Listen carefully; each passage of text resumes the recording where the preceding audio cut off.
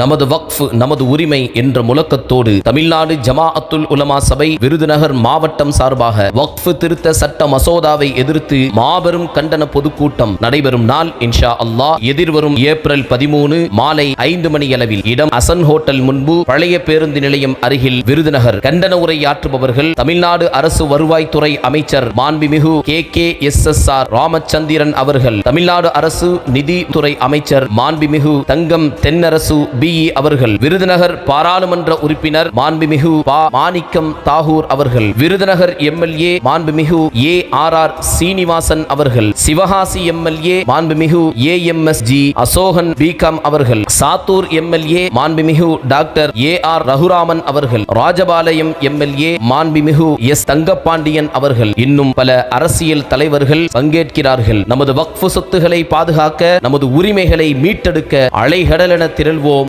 ஒன்றாய் அணி சேர்வோம்.